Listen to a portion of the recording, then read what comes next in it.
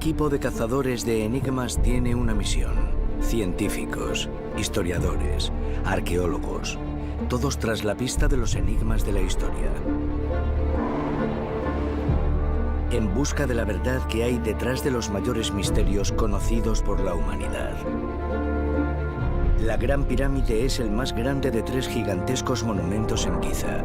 Pero ¿quién la construyó? ¿Cómo la construyeron? ¿Y por qué?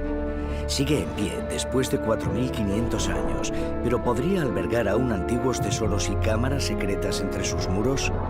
Nuestro equipo se reúne en Londres. Nuestros 4 cazadores de enigmas aunan décadas de experiencia en distintos campos, pero todos comparten una sola meta: poner en práctica sus conocimientos y revelar la verdad. Hay misterios y luego hay misterios. Siempre me ha fascinado desentrañar los secretos del pasado. Tenemos que echar la vista atrás y separar lo que no es verdad de lo que sí lo es. Hay incógnitas eternas que llevamos más de 100 años preguntándonos y que ahora se pueden resolver. Seguirán las pistas que nos dejaron. Descifrarán los secretos del pasado. Separarán realidad de ficción. Y juntos descubrirán la verdad. Detrás de los mayores misterios de la historia. Cazadores de enigmas. La Gran Pirámide me encanta porque es un absoluto misterio. Nos hemos criado viéndola en sellos, películas y documentales. La Gran Pirámide es su magnitud, su extraordinaria antigüedad de 4.500 años y el hecho de que sea la última de las 7 grandes maravillas del mundo clásico que sigue aún con nosotros. Es un símbolo imperecedero del pasado. Nos conecta con ese pasado que todos compartimos.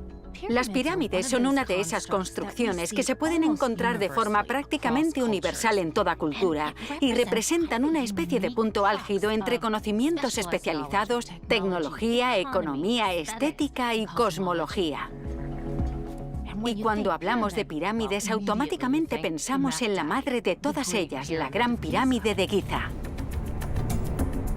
La Gran Pirámide es el mayor de 3 grandes monumentos en Giza. La acompañan las pirámides de Kefren y Mycerinos, todas construidas en un intervalo de 100 años. Tiene más de 4.500 años de antigüedad. Se construyó en una época en la que Egipto era una gran potencia. Bajo la autoridad del rey, un faraón llamado Keops, el imperio egipcio se extendía a lo largo del Mediterráneo, desde la actual Libia por el oeste hasta lo que hoy sería Turquía por el norte. Pero esta era dorada no duró para siempre. Surgieron otras potencias. El imperio egipcio se vino abajo. Y el tiempo enterró los secretos de los faraones en la arena. El misterio de la Gran Pirámide gira en torno a 3 grandes preguntas. ¿Quién la construyó? ¿Cómo la construyeron? ¿Y por qué? Las teorías han dado pie a misterios y me muero de ganas por ponerme a investigar. La antropóloga Karen Bellinger ha estado indagando sobre los constructores de la Gran Pirámide. Soy la doctora Karen Bellinger y soy antropóloga.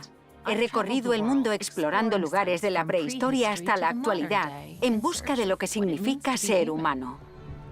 Cuando la gente piensa en la Gran Pirámide, piensa en Keops, el faraón que la construyó y que fue enterrado allí. Pero sinceramente, lo que más me apasiona como antropóloga es lo que hay detrás de esa fachada. La Gran Pirámide se construyó sobre una altiplanicie rocosa en la ribera occidental del río Nilo en el siglo 25 a.C.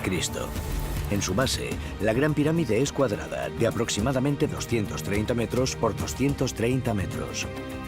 Sus 4 caras se elevan hasta una cúspide chata a 138 metros de altura sobre las arenas circundantes. La Gran Pirámide resulta absolutamente impresionante hoy en día. Es una montaña de áspera piedra caliza que se alza sobre el desierto. Pero lo más increíble es que en la antigüedad resultaba aún más espectacular. Su superficie exterior estaba recubierta por una brillante piedra caliza blanca de Tura que resplandecía bajo el sol del desierto. La Gran Pirámide era lo más grande que nadie hubiera visto jamás en términos de construcciones humanas. Y lo que es aún más asombroso es que siguió siendo la estructura más alta durante miles de años. No la superaron hasta la plena Edad Media en el siglo XIII, cuando dio comienzo la era de las catedrales en Europa. La Gran Pirámide está compuesta por alrededor de 2,3 millones de bloques de piedra, algunos con un peso de hasta 80 toneladas. Creo que cuesta exagerar el impacto que la Gran Pirámide habría provocado en cualquiera que la contemplara en la antigüedad. En el año 2500 a.C. había un coloso que se elevaba desde el desierto. No podía verse nada igual en otro lugar. Ya solo su tamaño ha suscitado varias dudas. ¿Cómo es posible que los antiguos egipcios construyeran semejante monumento? Queremos saber quién construyó las pirámides desde que Occidente se enamoró de ellas en el siglo XVIII. Y siempre ha habido cierto grado de escepticismo en algunos círculos que sostenían que era una tarea imposible para una civilización que existió hace tanto tiempo. Estas tesis infundadas afirmando que los antiguos egipcios no podrían haber construido la pirámide están en línea con otras teorías formuladas alrededor de pueblos indígenas, negros y personas de distintas razas cuyos impresionantes logros son menospreciados. Rara vez vemos a alguien sugerir que los griegos o los romanos de la antigüedad no construyeron todos los monumentos que se les atribuyen. Durante siglos se creyó que la Gran Pirámide la habían construido decenas de miles de esclavos. Heródoto, historiador de la antigua Grecia, viajó a Egipto en el siglo V a.C. Escribió acerca de las maravillas que allí vio y de las historias que escuchó. Le hablaron del faraón Keops, el rey que había construido la Gran Pirámide. A Heródoto le contaron que fue un tirano que esclavizó a miles de personas para construir su mausoleo. Pero Heródoto escribió sus crónicas en el siglo V a.C., 2000 años después de que se construyeran las pirámides. Sin embargo, Karen ha descubierto hallazgos arqueológicos más recientes que sugieren algo muy diferente. Los obreros de la pirámide son la auténtica base de este proceso de construcción. El faraón ya podría tener todo el dinero del mundo para construirla, que sin mano de obra para ello no habría pirámide. Y está claro que era un proyecto de construcción inmenso. Aunque no hubiera hecho falta un ejército de cientos de miles de personas, sí se habría necesitado mucha mano de obra. Y esa mano de obra habría requerido comida y alojamiento.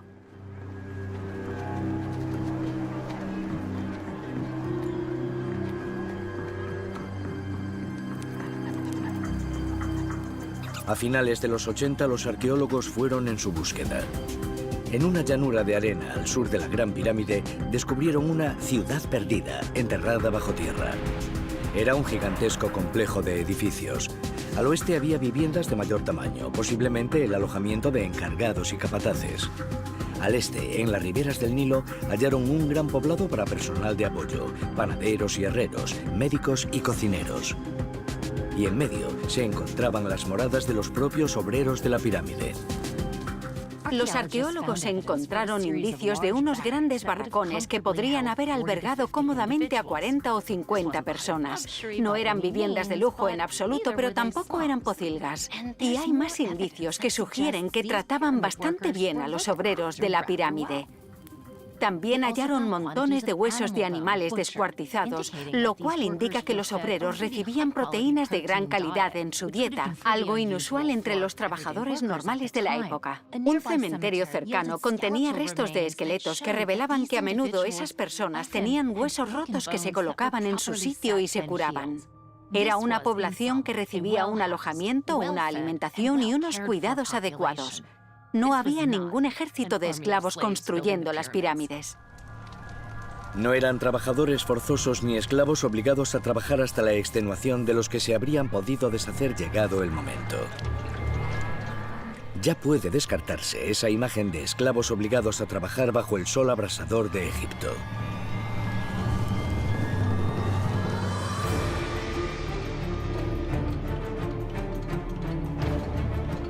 En la actualidad, muchos egiptólogos creen que los obreros eran o bien reclutas o bien voluntarios para la gran causa. Puede que hubiera maestros artesanos siempre presentes. Cortar con precisión las piedras y colocarlas en el exterior no era tarea para principiantes. Pero se cree que probablemente hubiera miles de obreros menos cualificados. Habrían pasado en Giza un periodo de tiempo limitado antes de volver a sus aldeas. Trabajaban por equipos. Lo sabemos por las pintadas que se han encontrado en la propia pirámide. En pequeños lugares ocultos, los obreros anotaron el nombre de su cuadrilla. Dejaron su huella en la historia, y bien por ellos. Porque aunque la pirámide se construyera para el faraón, era mucho más que eso. El lugar donde se construyó la Gran Pirámide fue mucho más que una zona de construcción gigantesca. Fue un lugar de transformación social, un lugar donde personas que probablemente nunca habían salido de su aldea se juntaban durante un periodo de tiempo para participar en la edificación de ese gran monumento, no solo para un líder concreto, sino para toda su nación. Lo hicieron por la gloria de Egipto y satisfacía todas las creencias religiosas más importantes para aquella sociedad. Juntos estaban dando forma a la pirámide, y la pirámide les daba forma a ellos, a miles de egipcios, cientos de aldeas, todos siendo un solo pueblo. Los obreros de las pirámides son la verdadera base de este proceso de construcción. El faraón podría tener todo el dinero del mundo para construirla, pero sin mano de obra que la hiciera, no habría pirámide. Los cazadores de enigmas han concluido que los obreros que construyeron la Gran Pirámide no eran esclavos. Sabemos dónde vivían, lo que comían, los equipos en los que trabajaban. Pero hay algo que aún seguimos sin saber. ¿Cómo fueron capaces de construir la Gran Pirámide? La Gran Pirámide de Giza. El mayor de 3 monumentos gigantescos en la ribera occidental del Nilo. Lleva en pie 4.500 años y sus silentes piedras aún albergan muchos misterios.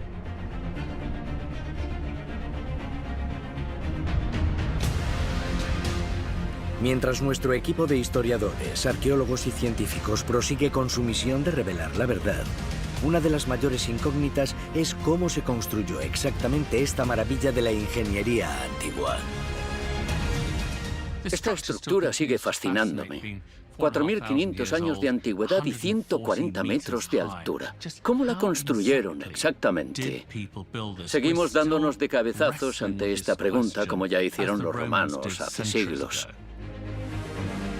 Soy Tony McMahon y mi aproximación al pasado consiste en investigar aquellos misterios que aparentemente son imposibles de resolver, distinguiendo la realidad de la ficción, separando la historia del misterio. Sigue habiendo poco consenso respecto a la edificación de estas monumentales construcciones. Tony analiza la ingeniería que hay detrás de la pirámide y las investigaciones más recientes para examinar las evidencias y llegar a la verdad. En el año 2500 a.C., tenemos que pensar que la tecnología humana seguía aún en una situación primitiva. No tenían grúas ni poleas sofisticadas. Y aún así, esta descomunal estructura la crearon personas que estaban en las primeras etapas de la civilización humana. La mayor parte de la Gran Pirámide está construida con piedra caliza extraída de Tura, justo al sur de la obra en Giza. Pero también cuenta con 8.000 toneladas de granito. Estos bloques gigantescos de piedra vinieron de mucho más lejos. Para llegar hasta Giza, tuvieron que transportarlo 800 kilómetros desde Asuán, al sur. ¿Cómo acabó toda esa piedra en la obra? ¿De verdad pudieron haberlo hecho sin ayuda?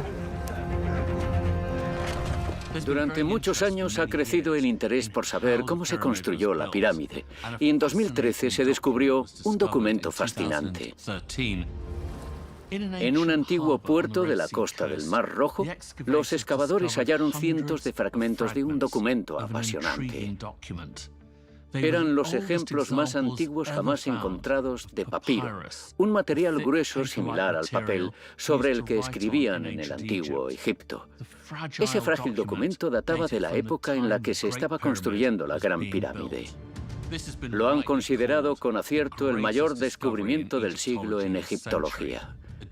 Era el diario de Merer, que básicamente es un inventario hecho por un supervisor, pero que ofrece información increíble sobre el día a día en la construcción de la Gran Pirámide. Merer era un oficial de rango intermedio en las canteras de Tura. De esas canteras se extraía la mejor piedra caliza blanca de Egipto, que se utilizó en la Gran Pirámide para el revestimiento exterior del monumento. Si vamos hoy a la Gran Pirámide, nos encontraremos con lo que básicamente es un enorme montículo de bloques. Pero originalmente toda la pirámide estaba recubierta de piedra caliza y su superficie era lisa. El diario que los arqueólogos descubrieron en 2013 detalla el transporte de piedra caliza desde la cantera hasta Giza.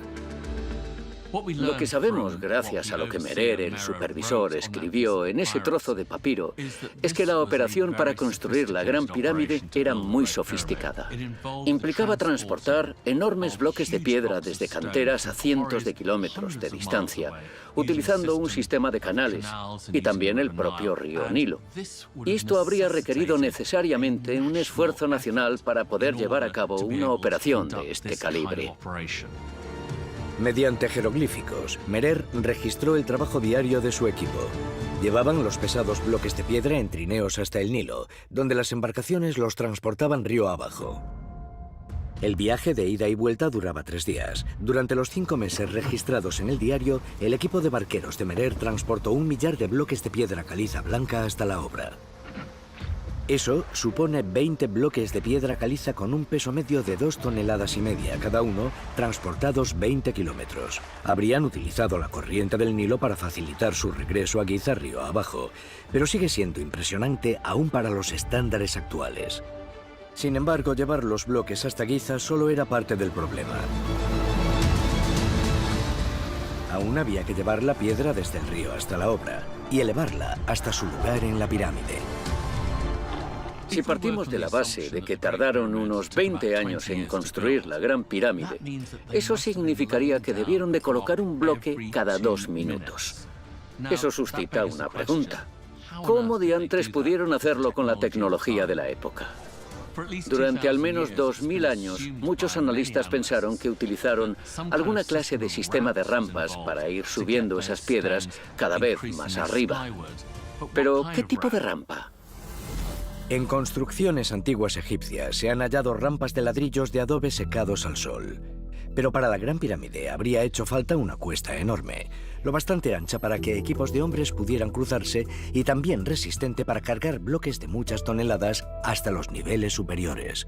¿Cómo habría sido posible? Tony ha estado indagando en diferentes teorías. Una de las teorías sobre las rampas afirma que había una sola megarampa apoyada en la superficie de la pirámide. Y resulta perfectamente factible. Pero el problema es que no existen indicios de que esa rampa haya existido. El gran escritor romano Plinio descartó la idea de que hubiera una megarampa, aunque resulta fascinante que los romanos, que construyeron a una escala tan épica a lo largo de todo su imperio, se sintieran cautivados por una estructura que ya tenía 2500 años en la época en la que Plinio escribía. A lo largo de los siglos se han barajado distintos tipos de rampa. Una rampa en zigzag que serpenteaba por una cara de la pirámide, o una rampa en espiral que ascendía a su alrededor y rodeaba la estructura entera. El problema es que no existe indicio alguno de ninguna de estas rampas externas, y todas ellas presentan dificultades logísticas. Esta falta de pruebas llevó a un investigador a formular una nueva teoría. En 1999, un arquitecto francés, Jean-Pierre Houdin, propuso una teoría interesante, y yo diría que bastante factible, sobre cómo podrían haber usado una rampa para construir la pirámide. Él creía que en un principio sí habría habido una rampa exterior para construir los 2 primeros tercios de la pirámide, pero que luego esa rampa exterior se habría desmontado y llevado al interior de la pirámide para construir la última parte de la misma, utilizando esos bloques, pero desde el interior. Por eso no habría rastro de una rampa externa. La teoría de Houdin suscita polémica. Algunos egiptólogos consideran sus ideas demasiado complejas. Esa rampa interna habría debilitado la estructura de la Gran Pirámide. Pero un misterioso descubrimiento hecho a mediados de los 80 sugiere que las ideas de Houdin podrían no ir tan desencaminadas.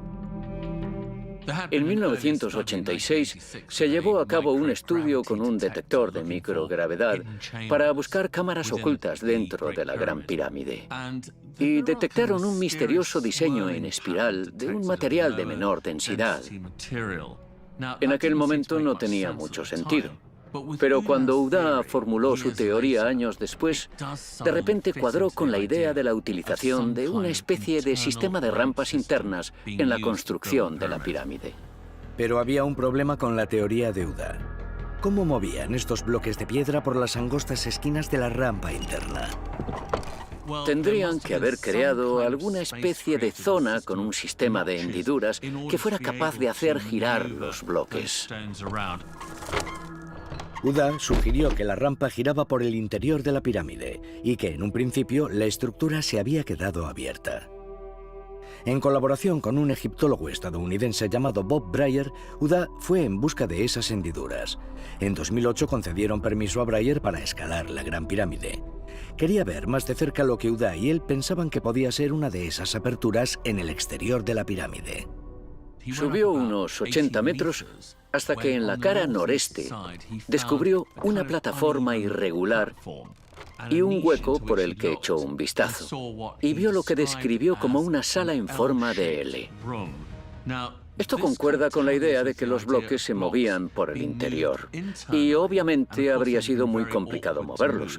Cualquiera que haya movido un sofá por la casa sabrá a lo que me refiero. Así que habrían tenido que mover el bloque y de cuando en cuando volver a llevarlo hasta una zona en la que poder girarlo para ponerlo en su posición.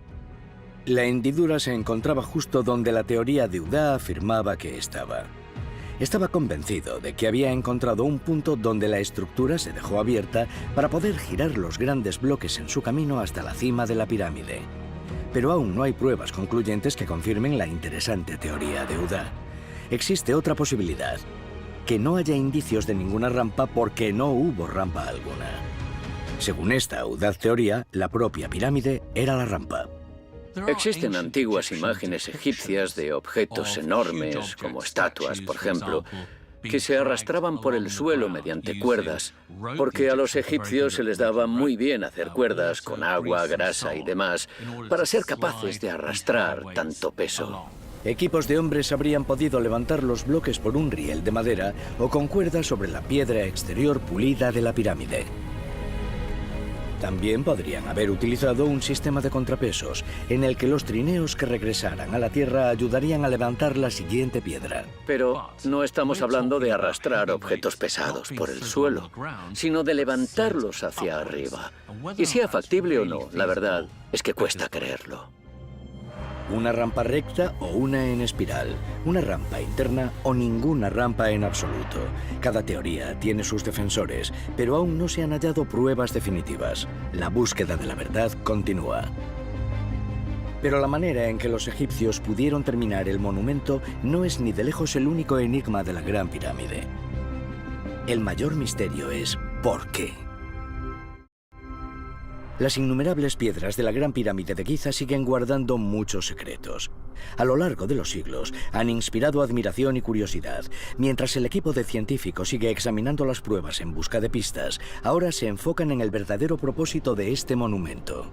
En Londres, un equipo de científicos e historiadores analizan las pruebas en busca de pistas que les lleven a la verdad. Ya sabemos quién la construyó y estamos más cerca de entender el cómo. Pero el mayor misterio es por qué. ¿Qué fin tenía todo esto? La doctora Fern Riddle es historiadora cultural y quiere saber cómo hemos percibido la pirámide a lo largo de la historia, qué sentido le hemos dado a su finalidad y qué pistas podría aportar. En la antigüedad, historiadores griegos como Heródoto identificaron la Gran Pirámide como una tumba para el gran faraón Keops. Pero a lo largo de los siglos ha habido muchas otras teorías acerca del propósito de la Gran Pirámide, y todas ellas han avivado este eterno misterio. Los antiguos eruditos hallaron en la Biblia una explicación a las gigantescas construcciones del desierto. El Génesis del Antiguo Testamento cuenta la historia de un faraón egipcio atormentado por sus sueños. Primero ve 7 vacas bien rollizas, seguidas por otras 7 vacas terriblemente flacas, renqueantes y enfermas. Luego ve 7 mazorcas de maíz muy apetitosas y jugosas, seguidas por otras 7 totalmente secas y con mal aspecto. Y se despierta aterrorizado. ¿Qué podría significar? Resulta que tiene encarcelado a un joven judío llamado José. que puede interpretar y dar respuesta a esos sueños. José dijo que iba a haber una hambruna terrible y que la única manera en la que el faraón podría salvar a su pueblo era almacenando tanto alimento y tanto trigo como fuera posible. Los estudiosos de la Biblia consideraban que harían falta construcciones inmensas para almacenar todo ese grano. Pensaron que las habían encontrado en Giza. La creencia de que las pirámides son los graneros de José existe realmente a partir del siglo VI. En el siglo XIII, concretamente en el año 1204, crean un precioso mural en la Basílica de San Marcos, en Venecia, en el que las pirámides aparecían representadas como graneros. Para los cristianos del medievo, cuya única visión del mundo se basaba en la Biblia, el mito del granero ofrecía una explicación fácil, aunque con el tiempo fue puesta en duda. En el siglo XIV, John Mandeville escribió un apasionante diario de viaje, donde dice que vio las pirámides, y aunque está de acuerdo en que son graneros, se nota cierto aire de confusión o de duda. Y sabemos que en los siglos XV y XVI, a medida que el comercio y sobre todo el turismo empiezan a despuntar, la gente comienza a ver las pirámides con sus propios ojos y se empieza a dar cuenta de que la Iglesia se equivocaba. Las pirámides suponen tal misterio que, al igual que la Iglesia intentaba encontrarles explicación, nosotros aún seguimos haciéndolo. Aún hay muchos que se niegan a creer que fueran los antiguos egipcios quienes crearon las pirámides. Debió de construirlas una antigua civilización ahora perdida en la historia. O los extraterrestres. Y no eran tumbas. Se diseñaron para generar lluvia en las áridas tierras al oeste del Nilo, o para aprovechar el electromagnetismo como si fuesen unas gigantescas centrales eléctricas. Creo que la razón por la que hay quien prefiere esas teorías descabelladas sobre extraterrestres o sobre gente que hacía levitar bloques es por la idea de que hubiera gente hace 4.500 años que pudiera ser más lista que nosotros, que pudiera edificar estructuras que aún no comprendemos, y muchos no están dispuestos a aceptarla. Los misterios están plagados de ejemplos de gente que no es capaz de admitir que nuestros antiguos parientes fueran inteligentes, innovadores y tan capaces como lo somos hoy en día, lo cual ha dado pie a numerosas teorías extravagantes. Aunque esas teorías podrían sonar disparatadas, y muchas de ellas lo son, nos pueden decir mucho de la gente que las formula, de su cultura, sus motivaciones, sus propias obsesiones y miedos. Uno de ellos fue un astrónomo del siglo XIX, Charles Piazzi Smyth. Charles Piazzi Smyth era el astrónomo real de Escocia, un hombre que tuvo una vida absolutamente excepcional. A los 16 años ya estaba recorriendo el mundo, investigando el tiempo y el espacio, y tratando de encajar y explicar un montón de misterios a la gente de a pie. Smyth se obsesionó con la Gran Pirámide, con cómo se construyó y con el significado que tenía. Estaba convencido de que, siguiendo las instrucciones de Dios, la había construido una tribu perdida de israelitas que más tarde fundarían Gran Bretaña. En 1860 quiso convencer a la Royal Society para financiar una expedición que resolviese el misterio de una vez por todas. Desgraciadamente, la Royal Society se negó, pero eso no lo detuvo. Y Charles Piazzi Smyth viajó acompañado de un grupo de personas a Egipto para resolver el misterio de la Gran Pirámide. Lo hizo estudiando e ideando una forma completamente nueva de medir y comprender la Gran Pirámide. En 1867, Smyth publicó un libro sobre su obsesión. Nuestro legado en la Gran Pirámide tenía más de 600 páginas, pero pronto se convirtió en un superventas. Smyth creía que el monumento de Giza era un modelo de la Tierra y de su historia, desde su principio hasta su final.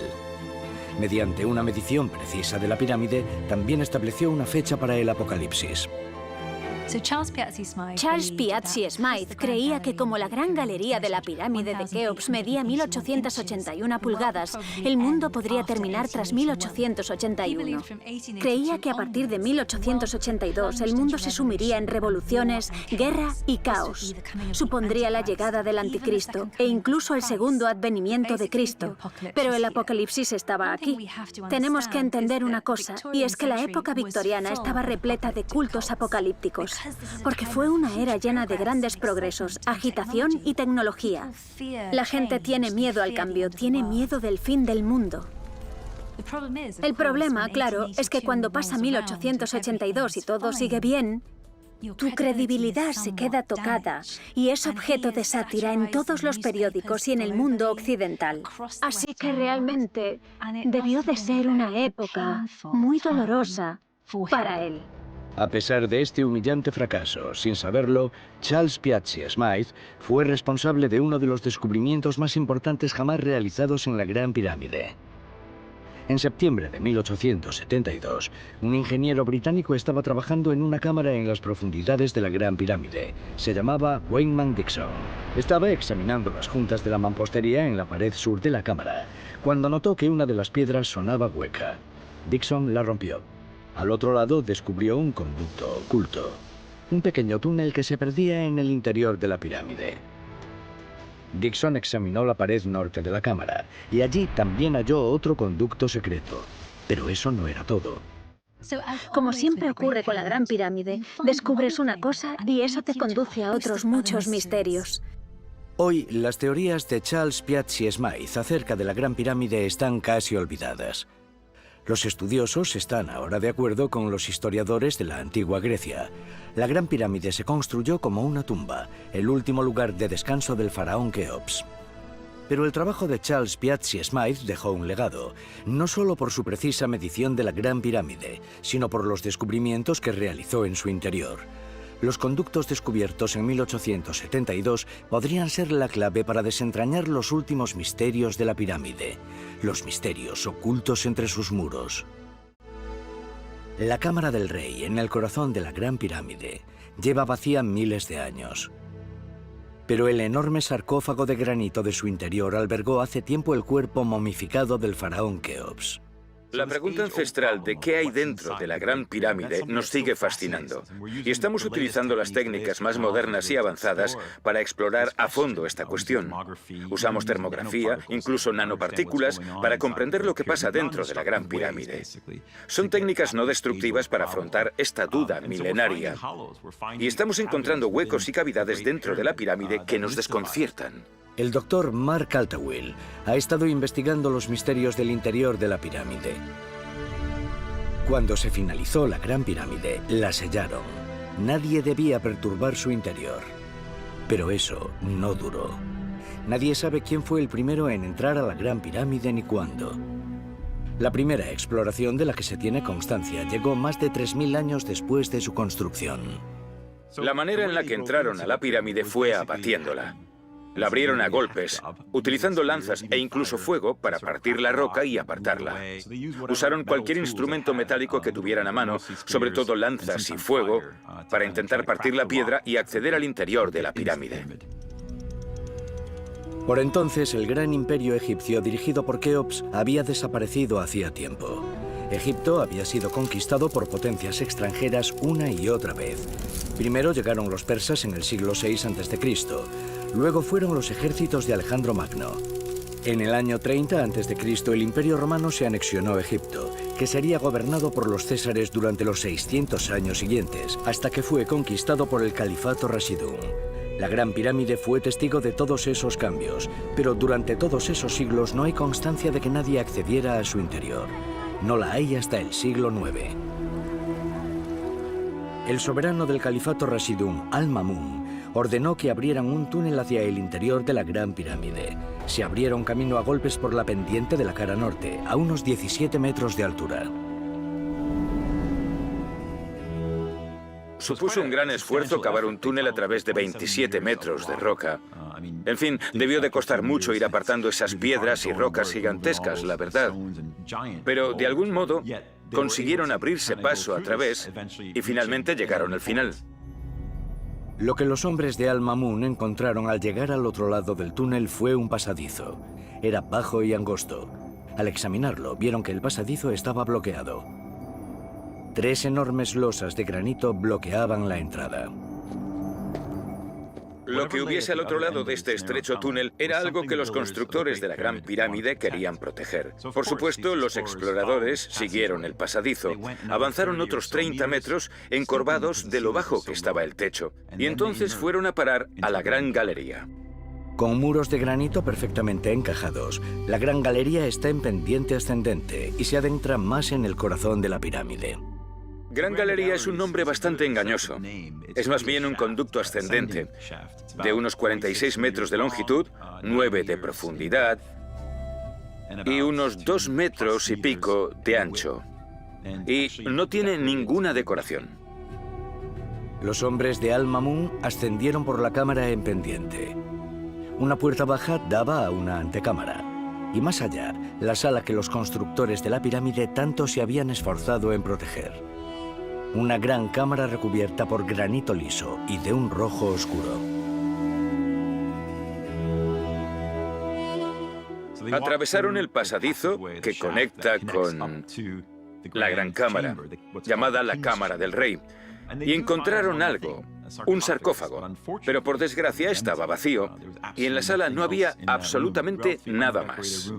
Una sala relativamente sin decorar, con un gran sarcófago, parecía un lugar adecuado para un rey, dado su tamaño y el gran sarcófago. Pero ni había tesoros ni nada más, así que surge la pregunta, ¿qué pasó? ¿Qué pasó con el faraón, con su cuerpo, con la momia y qué pasó con los tesoros? Los funerales de la gente rica en el antiguo Egipto eran fastuosos. Un gran faraón como Keops habría sido momificado. Su cuerpo envuelto en vendas de lino y metido en un ataúd ornamentado. Acompañándole en su viaje al más allá habría tenido ingentes cantidades de tesoros, mobiliario y joyas. Existen dos teorías principales. Una, por supuesto, es que si ves una cámara vacía que parece adecuada para el sepulcro de un rey, de un faraón, y no hay nada, se puede pensar que quizá la saquearan y robaran los tesoros. Pero una segunda posibilidad es que los antiguos egipcios sabían que podrían saquear la tumba, y por eso habrían creado una cámara falsa, una especie de pasadizo sin salida que condujera a una cámara que no tenía absolutamente nada en ella. A lo largo de los siglos, otros exploradores se han adentrado más en los oscuros interiores sin ventilación de la Gran Pirámide. La gran sala con el sarcófago se ha denominado la Cámara del Rey. Por debajo de ella hay una Cámara de la Reina, conectada con la Gran Galería por un pasadizo horizontal. Y por otro pasadizo, por debajo de la pirámide, enterrada en el propio lecho de roca, se llega a una cámara subterránea. En muchas pirámides hay una cámara funeraria que suele estar debajo de la entrada, bajo tierra en realidad.